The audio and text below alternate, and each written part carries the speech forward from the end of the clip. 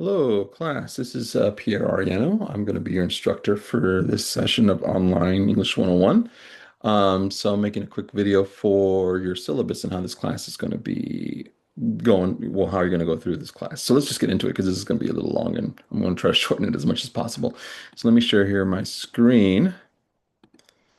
I'm going to mute myself just to make things easier on me.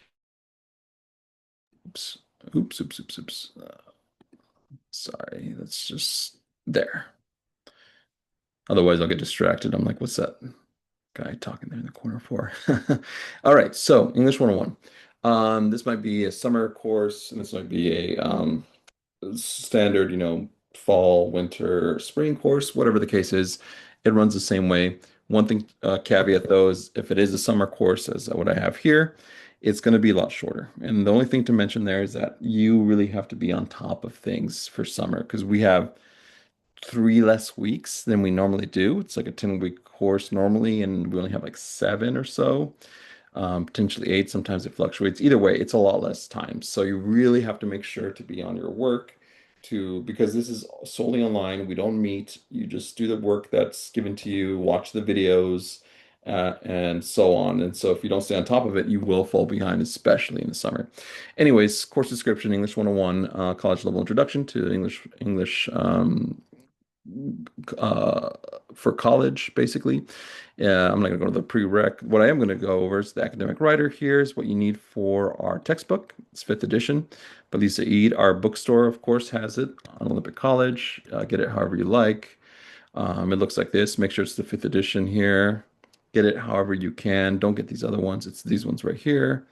PDF, great. If the PDF is the cheapest option, by all means, get it up on the PDF. It's on Amazon, of course. I think it's like, yeah, 65. So whatever, just make sure to have it. I do provide the first chapter for first week, but after that, you have to have the book. It's the only thing you have to buy. Also, of course, have an OC email account. You must have an OC email account to be able to take this course, or you were given one, and of course, access to Canvas. Here's the writing assignments that we're going to go over, or basically the assignments overall. Three major projects, our final portfolio, peer reviews attached to the major projects, some quizzes that are just over grammar. They're not that big a deal. Online discussions. There are a lot of online discussions, however, because this is an online course as such. A lot of the work you're going to be doing is discussions with the class, and then there's some extra credit which I'll get into in later. Here's the grading scale, pretty self-explanatory, so I'll skip over that. Here's the important thing about my courses is that they're portfolio based. Basically, they instead of what I do is when you submit a paper to me, I don't grade it based on, like if it has grammar issues or your thesis isn't very strong. That's not the point of this class. The class is for you to develop your writing throughout the quarter. And as such, I don't want you to worry about those details until the very end. And I want you to practice writing. So the way I grade your assignments is how well you complete the portfolio based on this criteria here. So every time you turn in a major assignment, you will submit it as a portfolio. And what it actually entails is this things right here. Now, I go over the mini portfolio in more detail later on, but please go over this if you need to for that, for those specifics. I don't want to go into too much detail here just because I don't want this video to be so large because we do have other stuff we got to go to. Here's the major assignments overall, what they're going to be. We'll have peer review workshops for each of these major assignments. One thing to note is that unlike other assignments where you can be late, and I'll go over that here in a second, you can't for the rough draft. And the reason for that is because if it is late, you will miss the peer review session. As when you submit a rough draft, Canvas will automatically assign it to other of your peers. And that will mean that you will then review each other. And of course, I'll go into way more detail here in another video. But regardless, if you submit it late, you will miss the peer review. So don't do that for the rough draft. Course outcomes. This is something I do want to go over in a little bit more detail. So these are the things that you should be getting. Think of it as your goals in this class. After you finish this class, this is what you should have. So first is analyze a variety of text using critical thinking and rhetorical knowledge. Basically understand who your audience is and how well to cater to the audience. Two, compose responses that demonstrate critical reading, comprehension, engagement, and connection of ideas of source materials. So not only understand what you've read, but be able to make connections with them to be able to make a point to support whatever argument you're going to make in your paper. Three, compose essays using rhetorical choices to communicate an argument. So one of the things about writing is being able to communicate effectively, whatever it is that your purpose is, or what you want, or what you're trying to argue. Four, use conventional and emerging standards of grammar and punctuation to improve communication using a handbook or other resources when necessary. Working on your grammar, punctuation, making sure you're clear, right? It's really hard to read something that has a lot of grammar and punctuation mistakes. Five, identify information needs as well as location and credibility of sources. So you can find a source online that says whatever you want it to say. Doesn't necessarily mean it's credible, right? And that's one of the things we're going to work on is finding good, credible sources. Six, demonstrate recursive writing process individually and collectively. So planning, peer review, reflection. This is all about when you write something, you're not done, right? That's like the first draft. One of the things you want to really get to know is how to revise something and making sure it's as good as it can be. And seven, lastly, use sources effectively to summarize, paraphrase, and quote in an appropriate academic citation, AP or MLA. And we'll use MLA in this class. Basically, citing your sources correctly. Late work. So late work, you can turn in work late, but once it's past the due date of whenever it is, and usually it's before midnight, 11:59 p.m., the following things happen. So no late assignment will be accepted for full credit for any reason, including technical and computer problems. That's a thing in the past. Once it's late, it's late. Each day an assignment is submitted late, it will result in an automatic 10% reduction of the assignment's grade. After 10 days, the assignment will be worth zero. So say something's worth 100 points, right? And you submitted it late. It's only one day late, no big deal. It's 10%, you lose 10 points, right? And then the next day, though, it'll be 20%. So it'll be 20 points, and then so on and so forth until it's just not worth anything. So the thing is that if it is late, you only want it to be submitted late, like maybe a day at the most. Anything more than that's going to really cost you. So if it's an assignment that's 10 points and submitted a day late, whatever, right? You lose a point. But after 5 days, it's half the assignment. So keep that in mind. That's just how it goes. If you want to submit it late, it's up to you, but there is a penalty attached to it. Important though, Canvas is a computer system. It doesn't differentiate between 11:59 and 12, midnight. So if it's a minute late or 2 hours late, doesn't matter. Okay. This is a warning to you guys. Do not submit things at the very last minute because maybe you did submit it at a time, like at 11:58 p.m., right? But Canvas didn't receive it till like 2 or 3 minutes later and it counted as late. Oh well, don't wait till the last minute to submit work. 11:59 should never be. That's not really a time to submit things. You should submit things like an hour at least before then. Work submitted on time must be taken priority when grading occurs. So if it's late, I'll get to it later on.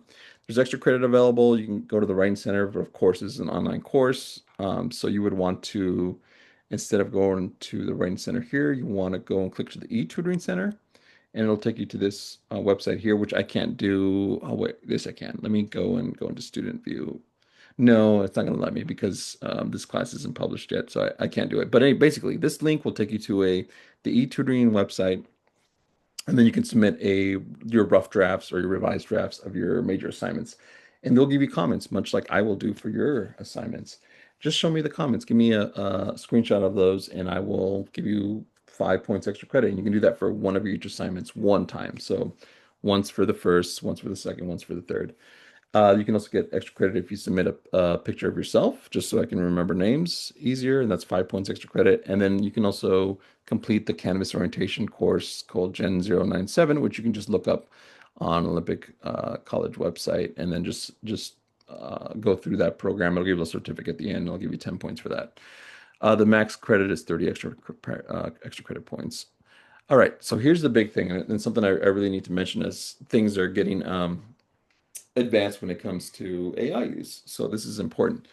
So no, this is all about academic integrity. No, my decisions regarding academic dishonesty are based on the available evidence and my professional judgment. I will contact a student if I suspect academic dishonesty, and students are encouraged to contact me if they have questions or concerns about the policy or their work. If you receive a zero for your assignment, even though you submitted it, I probably most likely would say, hey, you need to meet with me with something. And it's because I'm finding something suspicious that we need to discuss. And at the end of the day, I have final say of what's happening with that assignment, but I want to, of course, discuss it with you.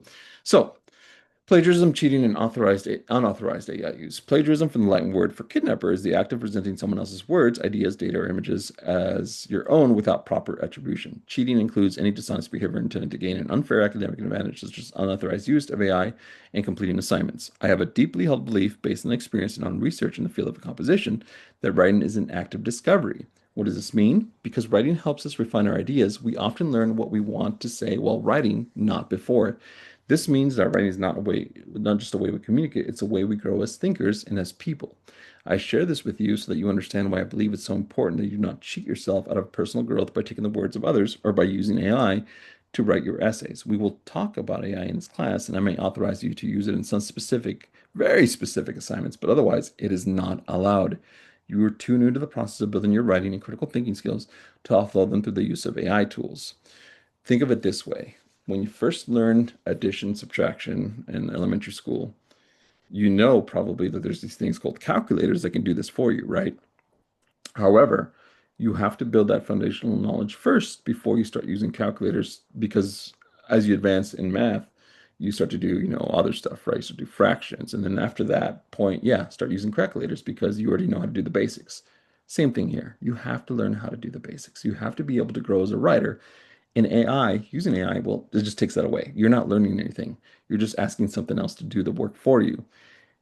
That's not going to work. You're not going to learn how to write in the setting of college that you need to be able to succeed. And maybe you'll get away with it a few times, but eventually it will bite you in the butt. Um, so, with all that in mind, here are the consequences for acts of academic dishonesty in this class. Any work containing acts of academic dishonesty may be subject at the instructor's discretion to the following. Intentional plagiarism, cheating, or suspected AI use will result in a grade of 0 on the assignment. Intentional plagiarism, cheating, or suspected AI use will be reported to the administration via OC's reported system. If I believe the error is unintentional plagiarism, the student may be asked to revise for partial credit or full credit, depending on what's going on. If I suspect AI use but wish for further verification, the student may be asked to redo or complete the assignment in a proctored environment. This is important. One instance of plagiarism, cheating, or suspected AI use will result in failing 0 grade for the course. If I catch you using AI, even once, I will fail you. I have a zero tolerance policy for this. I am not messing around with this anymore. And so if I find suspected use of AI, it's over, it's done. I'm just gonna fail you for the course. Don't use AI. I am warning you now. It's not worth it. It's not, it makes it seem simple. There are a variety of different things you can do. If you're struggling with an assignment, contact me. I am always willing to meet with you through Zoom, of course. But do not use AI. That is like the worst thing to do. Don't use it to generate ideas. Don't use it to write your papers for you, especially. You need to be able to do this stuff on your own before you start using it. If there is AI use in the final draft of the research paper, you will unlikely fail the class. This paper is also the greatest indicator of the student achievement of English 101 outcomes, not 102, sorry. If you use AI to cheat in the paper, of course, it's a clear indicator that you failed to meet the course outcomes. All the following are acts of academic dishonesty under this policy: turning in someone else's work as your own, turning in an essay you wrote for a previous course. This is called self-plagiarism. Copying words or ideas from someone else without giving credit, failing to put a quotation in quotation marks, giving incorrect information about the source of quotations, changing a few words by copying sentence structure and some words of source without giving credit, using fabricated sources, using AI language model generating a portion of your work, unless there are assignments instructions explicitly offer this, which, by the way, there's not many. There's only like one assignment I'm going to use for this. Basically, AI uses. That's all what this is. Unintentional plagiarism refers to common errors in citation, paraphrasing, or quotation integration that suggest an attempt to attribute and a lack of understanding rather than deliberate misconduct. So detection and prevention. So as a way to combat this AI stuff, I have a couple things that you're going to need to do to be able to write your papers. The main thing is using Google Docs. You will, if you don't have Google Docs, you will need to make sure, or a Google account specifically, you'll have to make sure to have a Google account, have a Gmail account, because you're going to use Google Docs to write every single one of your major assignments and your discussions in this class, because then after that you will then copy and paste the link. And I have this in way more detail. There's a specific assignment you're going to be doing this week. The first week of class is using Google Docs, and you're just going to make a practice writing assignment and then copy and paste the hyperlink over, because I want to be able to see you actually draft the assignment yourself to know that this is genuine, that it's from you. It's not some AI algorithm. All required writing assignments should be completed in Google Docs so that I can view the version history. Additionally, please keep annotated copies of any sources used in the writing of assignments. I'm going to ask you to show your work by submitting screenshots of source materials paraphrased in your essays. Failure to provide the version history or sources screenshots may result in a 0 on the assignment. Assignments are also submitted for textual similarity review and Canvas using Turnitin.com. Turnitin provides just an originality report. Policy on writing papers in Google Docs. In all my English classes, all formal writing assignments, including essay drafts and revisions, must be completed and submitted using Google Docs. This policy is in place to ensure that your work is original. Please note that your Google Doc should be clear and consistent. Do not copy things over from other docs or make strange edits. I have the right to not accept your work if I find your Google Doc hard to follow or just seems weird. It doesn't actually give me a history. One of the things I want to see is your history, being able to compose that you're changing things, that you're actually working on your paper and it's coming from you. The purpose of this is because it allows me to verify that your work is your own. The version history feature tracks all the edits and revision, and if that's not there, it's just copying and pasting it over a big chunk. It doesn't work. I'm just going to count that as a 0 because I'm not seeing it work. Drafts and revision. I'll periodically check your drafts and revisions to assess your progress and ensure that your papers are original. Keep all drafts in the same document that ensures that I can see your papers evolves over time. So make sure one thing I want you to do is a rough draft. You'll have a rough draft and then you'll work on that. And then eventually you're going to make it the revised draft. So that's fine. You use the rough draft on that. And then eventually it'll be the final draft. All the same draft. And I'll be able to see from the very beginning how you first started to write that and then how you made changes throughout. Accountability. This policy helps prevent the use of AI tools or other unauthorized methods of completing assignments. So, expectations about creating documents. You actually do this later on. There's just because, like I said, there's an assignment that you actually have here. Let me go to the assignments page here. I'll show you. And I have another video specifically around you working on this assignment. It's called the Diagnostic Essay in Google Docs. And I go over what you need to do specifically. But basically, what I want you to do is just open up a Google Doc, um, title it in this way, your name, diagnostic essay, make sure it's 500 words about whatever I have here. And then after, of course, you're done, you click on the share in Google Docs, you under general access anyone with a link and set to editor, and then you paste the Google Doc into the comment box for the assignment. You will do this for every single assignment you write in this class. So you want to get used to this process. One of the things to note is that I want to make sure you do this specifically, right? That you give me access, that anyone with a link has editor access because I can't see your version history without it. And if I don't see that, I'm just going to give you 0 for the assignment. So just something to keep in mind. Again, I'm going to go into way more detail on that in the video specifically. So I'm not going to go over too much in here just because I don't want to, again, make this too long. So anyway, this is just a kind of a reminder on how to do that. But big thing is failure to provide access to your documents is going to result in a 0 for that work. Submitting your work that is not your own, of course, using AI tools violates academic integrity policies and will result in a disciplinary action as outlined in the course syllabus. Writing Google Docs helps ensure that that'll work is authentic. So that's why one of the benefits, of course, of Google Docs is that what's nice is that it'll save your work automatically, though. So that's great. So that's a bonus. So you won't have to worry about, oh no, my computer shut off. No big deal. And you can access it in a different, computer. Maybe you work at it a little bit at somewhere else, and then you access it at home. So that's nice. And again, it's just a transparent record of your writing process. Important note, I reserve the right to request access to any of your Google Docs specifically, of course, for my class. To verify your progress in originality, be sure to keep all the assignments organized and accessible within Google Docs. If it's just too messy, it's your job to make sure it's clear and concise. That's why you're going to title it in certain ways. If you have any questions or concerns about it, please just contact me and we can chat about it through Zoom. About civility and mutual respect, in other words, the decorum of the online class. This classroom, online through it should be a safe place where all students can participate and give their thoughts freely. It is my hope that you have felt my genuine interest in reading your ideas and respond to the assignments. However, discussions must be held with respect towards one another. I don't care about your personal beliefs or political alignments may be. We must treat each other with courtesy, even if we don't fully agree on an issue.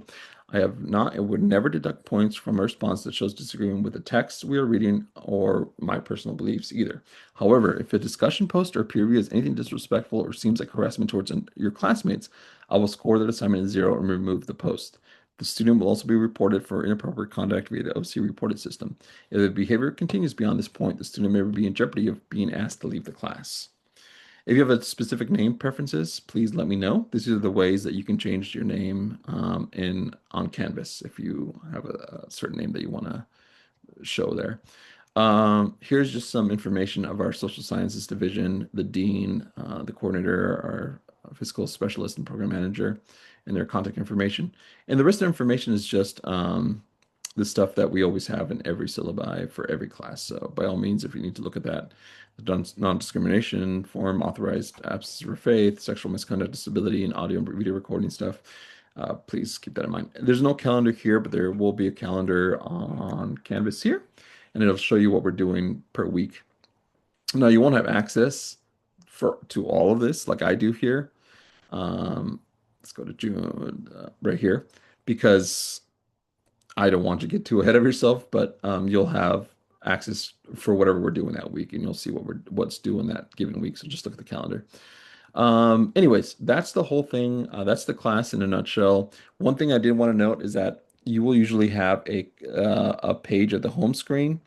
There's nothing now because it's still this, like I said, this class isn't quite ready to go, but it'll look something like this. This was the first thing you'll see. It'll be whatever week we're on, week one overview introduction, a little bit of what we're doing this week. The only thing I want to mention is that whenever you're ready to begin each week, make sure to always click on modules. So you click over here on the left, and this will lead you to whatever we're doing that week. So week one is where we start, and like I said, this is where you're going to begin. And then week two will be the same way, and this will be open when it's ready to go. Anyway, that's it. That's all for this this let me turn on my camera again. For this there we go. That's it for this hopefully quick video. Sorry if there's a lot of information, but it's important to get out what needs to be what you need to go to do for the class, and especially what is going to happen with AI. It's very much pervasive. It's something we all have to deal with now, and it's very much a temptation for students, is what I'm noticing. So please keep those policy in mind. If you do your work, if you are making sure you're the one doing it, you'll be just fine. Okay. And if you're having trouble, like I said, contact me. I'm here to help you, of course, not just to be a kind of disembodied voice in my videos. All right. Well, that's it, class. I hope you have a great quarter for this session.